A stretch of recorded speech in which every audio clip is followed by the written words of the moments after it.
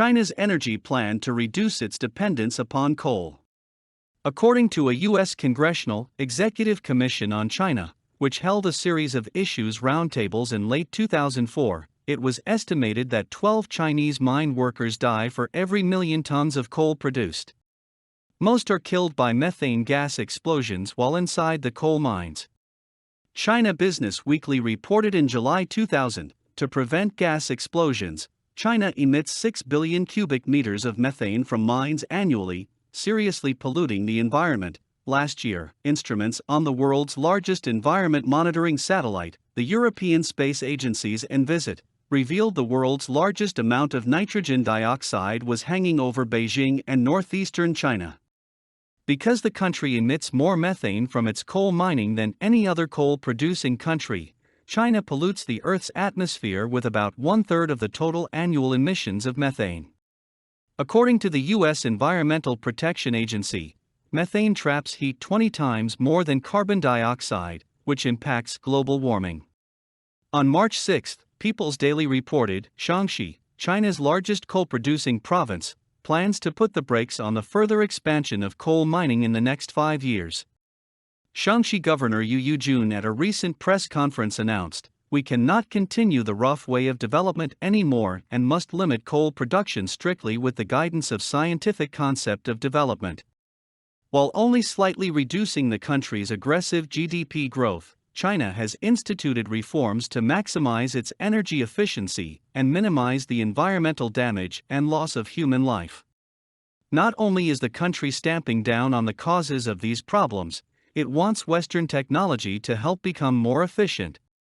Since September 2005, Shaanxi shut down nearly 5,000 illegal mines and fined or imprisoned more than 1,200 operators, including 60 local officials. Coal produced about 70% of China's energy supply in 2005. The Chinese government worries China's dependence upon coal could rise above 80% over the next 5 years. The country is second only to the U.S. as a net importer of petroleum. Non-traditional sources are being encouraged to clean up the environment and reduce China's dependence upon foreign oil. StockInterview.com has widely discussed China's scramble for uranium as the country has embarked upon the most aggressive nuclear power program since the United States in the 1970s. Along with nuclear energy, China hopes to exponentially expand its natural gas program as a means of lowering its astronomical levels of air pollution. Chinese Premier Wen Jiabao told the National People's Congress earlier this month that the country's growth rate would be reduced to 7.5% over the country's next 5-year plan. Economic growth reached nearly 10% in 2005. The strain imposed on China's natural resources and labor has been taking its toll. According to the next 5-year plan, China's government policy will concentrate on building a resource-efficient and environment-friendly society. Their idea is to sustain the high output while reducing waste. That may not be so simple. On February 20, China Daily reported, the bulk of China's gas-fired power plants are on the verge of closure due to a shortage of natural gas. Wang Yonggan, Secretary General of China Electricity Council, said nearly 40% of China's power plant capacity remained unused because of the lack of gas supplies. Wang warned a plan drafted the National Development and Reform Commission to increase China's gas power capacity to 30 gigawatts by 2010. Up from 10.7 now, would make such targets impossible to reach, because of the gas shortfalls. China's ambitious coal bed methane gas development. One of the more serious reforms being addressed is the energy crisis within the context of the environmental stigma now attached to China. Coal is a problem because, as toxic as it is known to be, it helps fuel China's growth, literally. But the dark rock has its bright side. Following the examples of the U.S. coal industry, predominantly in New Mexico's San Juan Basin, Wyoming's Powder River Basin, and Alabama's Black Warrior Basin, and the more recent rise of Alberta's Horseshoe Canyon, China has aggressively moved into the development of its coal bed methane gas industry. The degasification of coal can not only increase mining safety, but it can be an economic method of natural gas production. In a 2005 report issued by the Federal Reserve Bank of Dallas, coal bed methane is being taken very seriously as an alternative energy source with strong growth potential in the U.S. energy mix. Geologists call it continuous gas, but it is also called unconventional gas or even weird gas. Whatever you choose to call it, you must give it due respect for its growing importance.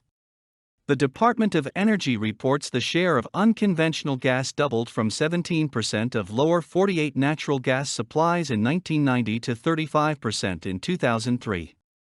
By 2025, it is projected to be 44%, matching the role of conventional gas with the remaining 12% of domestic supplies imported.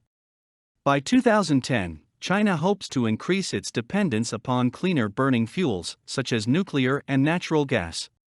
However, the greatest immediate growth, for instance over the next 5 years, is likely to come from natural gas. Recent statistics show natural gas to be about 3% of China's energy mix. Numerous announcements over the past 2 years have been made that the country wants gas in its energy mix to reach 8% or more. For those who have traveled to China, it is no secret the country is in dire need of cleaner burning fuels. Official statistics show that China uses 2.45 tons of water to produce a ton of coal. Coal bed methane, a byproduct, is often wasted.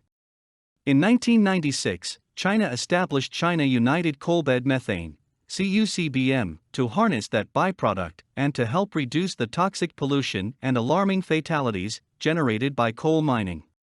CUCM is a sole professional company with the exclusive right to explore and develop coalbed methane resources in joint ventures with foreign companies.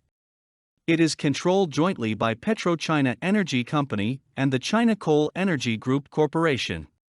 CUCM has been actively developing China's coalbed methane industry by drawing upon the expertise, technology, and capital of its foreign partners. More high-level technologies need to be deployed to ensure reliable power supplies, Ma Sonda, China's Vice Minister of Science and Technology, told Associated Press in late February. By developing these technologies, we can resolve issues restricting growth and enhance growth. China is actively seeking foreign investment and cooperation in power generation, particularly in clean energy. As a light hydrocarbon, coalbed methane is among the cleanest sources of energy.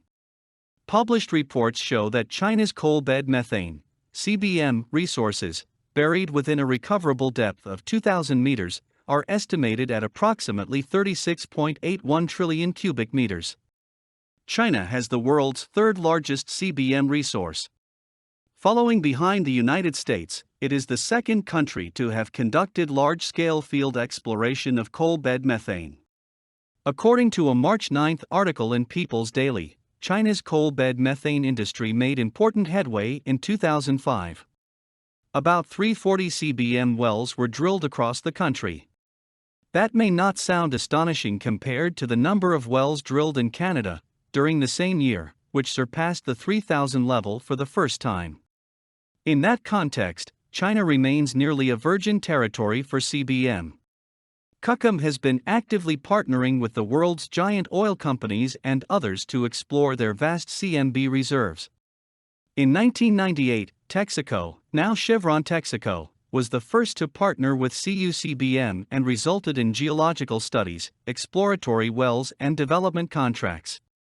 Since then, CUCBM has been extremely selective in choosing its joint venture partners to develop the ultra-valuable production sharing contracts, PSCs. After attracting oil majors such as Texaco and ConocoPhillips, only a total of 26 production sharing contracts have been awarded to foreign-owned companies. Total coverage of those contracts now extends about 34,000 square kilometers of China's below-surface coal basins. Foreign companies have investment more than $150 million in the contracted blocks. CUCM hopes to ramp up coalbed methane output by 2010 to help meet the national gas growth target of 10 billion cubic meters. Pacific Asia Energy Corporation's CBM contracts in China.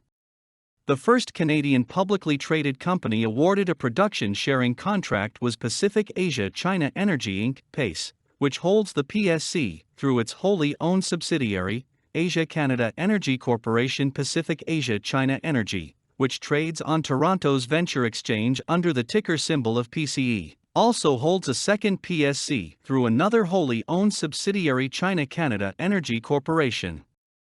It was the former which interested us, the company's Guizhou project in southern China. In talking with Dr. David Marioni, one of Canada's leading CBM geologists, he said of CUCBM, the Chinese government doesn't want to hand out resources to people who don't do anything with them. They want them developed. They want to have gas. They want to have energy. Dr. Marioni helped co-author an assessment of coalbed methane exploration projects in Canada, published by the Geological Survey of Canada. He is also president of Petrologic Services in Calgary, whose clients have included the Canadian divisions of Apache, BP, BHP, Burlington, Devon, El Paso Energy, and Phillips Petroleum, among others. He is also a director of Pacific Asia China Energy and is overseeing the company's CBM exploration program in China. But what is the strategy here? If Alberta is now turning the corner and putting itself on the map as a serious CBM contender, why would one of Canada's top CBM geologists get excited and pursue a property in southern China? We got access to a huge resource for little money, said Dr. Marioni. Instead of paying hundreds of millions for a concession this size, we paid a small fraction of that. Comparably, the project at Guizhou would have cost up to $200 million to acquire in Alberta. China needs to attract foreign capital, and may be generous upfront, but did pace by a pig in the poke. We questioned him about the potential size of the resource. Marioni responded, the layman may think those are really big numbers, but you only have to look at the official reports. These are the numbers those guys think. He was referring to the Sproul assessment of the resource, which offered a three-case scenario, starting at nearly 1 billion cubic feet and reaching the upper limit of more than 11 trillion cubic feet. Still, their assessment for a most likely scenario was a hefty 5.2 trillion cubic feet. Marioni added, they were numbers we originally thought we had, and they've been confirmed. How big is big in this case? I think we could fully support some large plant of some sort, Marioni explained. For more content like this, please visit learnforfree.biz. Content produced and distributed by AllSuperInfo. All rights reserved. Discover the proven formula for automated sales and success that you can apply to your business in under 30 minutes. Reserve your seat at allsuper.info/webinar.